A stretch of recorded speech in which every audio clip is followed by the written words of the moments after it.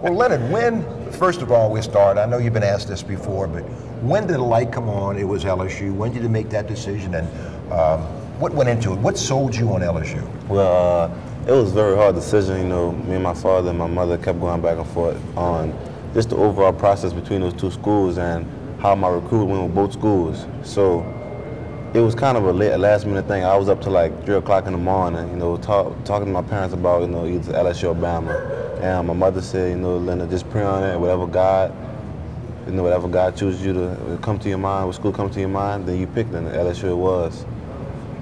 Was there anything special in your trips that maybe favored one over the other? No, sir. Everything was like, it was pretty much even. You know, the people out there and just the coaches and my relationship with both coaches, it was just even. So I had loved both of the schools. It really came down that late. Yes, you really didn't know. I didn't know until at all. Then. Yes, sir. How crazy was that for you? Just, you know? Because I mean, you were cool. You know, nobody really got any idea, but you know, I kept thinking inside, he must be turning.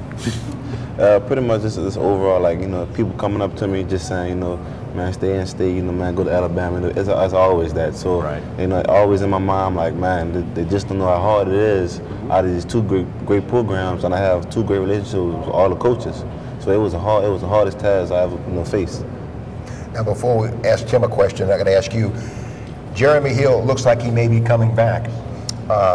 Would that have played into this process at all? Have you known if he was never leaving? Nah, not at all. You know, everything in football is about competition, and the best players gonna play every chance, every time on the field. So it doesn't bother me at all. Easy stand, or either if he left. So I guess it's gonna be a 2-for-1 thing now. Me and Jeremy Hill, and the best man shall start.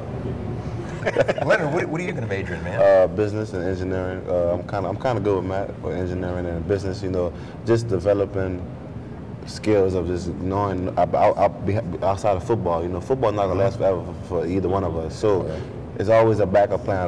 You know, my former coach, Coach David Johnson, he had made an example of a ball and a book, and he said, stand on the ball, see how long you can stand on it. You know, I was trying my best. I was wobbling, then I fell. And he said, stand on the book. And the book, you know, is flat, you know, it ain't gonna go nowhere. So it kind of made sense to me. And my mother's been, you know, she's been instilling that in my mind, my brain since I was young. So right now, that's what I'm focusing on. Now you said something, explain to old school guys like Ro and I, what is the Booger Nation? Booger Nation is kind of something like our family made up. You know, it's kind of it really means booger no sugar. It means real, not fake.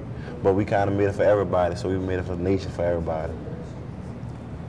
Booger Nation, okay, all right, yeah, because people saw the T-shirt and you know, you mentioned it and go, what is that? I didn't know what to tell them. So I'm glad you cleared that up. Yes, sir. What that whole experience with the All-Star Week, a lot of fun, a lot of guys you knew. What kind of interaction did you have with the guys, and what kind of experience was that for you? Well, I'm gonna tell you about the experience. It felt like college. You know, just from high school when I used to practice with my regular teammates, just practicing with them, everything was a lot faster. So every day after practice, I thought in my mind, like, you know, my movements have to be quicker than what they usually are, because you know you playing against 5 stars, they're number 1 like you, and just overall, like, just meeting them was a great experience, because just for so long, you know, you're hearing about these names, you know, they have so much hype behind them, you just want to meet them and see how they are in person. So I had a great experience just meeting everybody up there. Are you going to wear number 5, or are you going to keep number 5? Nah, I'm wearing number 7 when I get to college. Okay.